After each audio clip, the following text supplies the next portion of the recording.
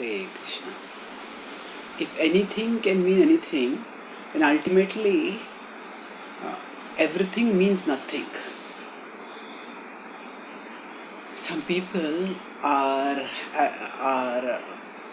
inveterate deconstructionists, and they try to find out various kinds of meanings in every word, and thus they think of their own creativity in terms of coming up with meanings that no one before has ever thought of before.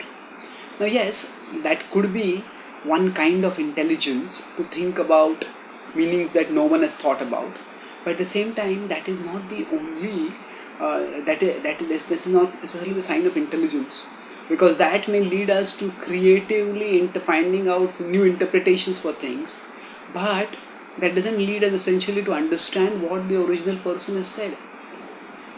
So if anything can mean anything, then ultimately everything means nothing, because you say, I tell you go there or bring this to me, and then you say me, somebody starts interpreting me.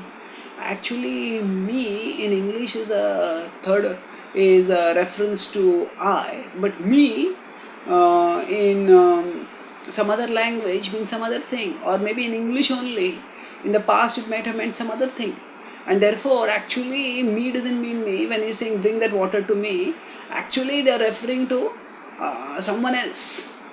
When we start trying to go so much into words, and we yes, philosophy of language and the semantics can be a complex subject, but essentially we don't have to bring complexity where there is no complexity there. We can, if, as I say, keep things simple, stupid. The point is that we can keep things simple. We do have the capacity, and often there is a necessity to keep things simple. So that the idea that there is no ultimate meaning, that there is no ultimate foundation, Krishna talks about this as a demoniac idea when he says asatyam apratishtham te jagadahuran ishwaram aparaspara sambhutam kimanyat kama hetukam. In 16th chapter 8th text, Krishna says asatyam apratishtham te, asatyam, asatya, there is no truth. So there is no truth is of course a very general statement, but one aspect of the statement is that there is no true meaning of things. And when people think like this, then especially if they apply this to Bhagavad Gita, they sometimes come to very counterintuitive and irrational kind of conclusions. So for example, in the 9th chapter 34th verse, Krishna very unambiguously urges us to become devoted to him. He says, Manmana bhav madbhakto madhyaji mam namaskuru mame vaishyasi yuktvaivam atmanam matparayanaha. So he says, Manmana bhav madbhakto, become devoted to me. Manmana, fix your mind on me. Bhav madbhakto, madhyaji, worship me. Mam namaskuru, offer your obeisances to me. Mame vaishyasi yuktvaivam, you will come to me being engaged like this. Atmanam matparayanaha, matparayana, when your life, soul is devoted to me like this, you will definitely come to me. So here Krishna is very clearly referring to him. Manmana bhav madbhakto. So two first person references. Madhyaji mam namaskuru, two more first person references.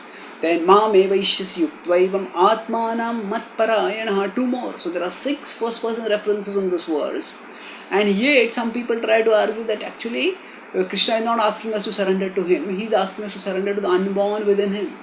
Now if we start interpreting meanings like this, then we may be exhibiting our cleverness, but our cleverness does not really bring any nearness within us to the author, to the speaker whose words we are interpreting. And that's why we need to very carefully and respectfully approach texts, especially those texts which are given, which are sacred texts, which are considered by the tradition to be the revealed words of God. Those texts need to be approached in a careful, reverential way. And if we understand them in the living tradition of Bhakti scholars, then we can get a proper understanding, and we can move onwards in our life being enriched by that understanding.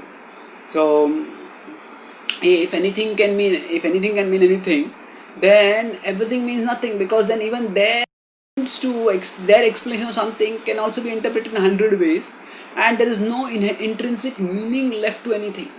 And we could say their own books have no meanings, their own arguments have no meanings, and we sink into a morass of meaninglessness when we take the ambiguity of words as a license for unlimitedly elastic interpretations.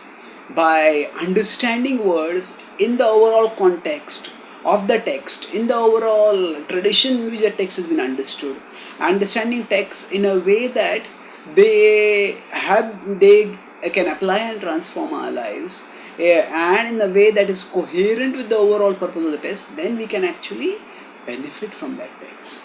So things have inherent meanings, and the purpose of our intelligence is not to screw out new meanings, but the purpose of our intelligence is to go through, sift through the various possible misconceptions and misinterpretations to understand the original intended meaning of the speaker or the author.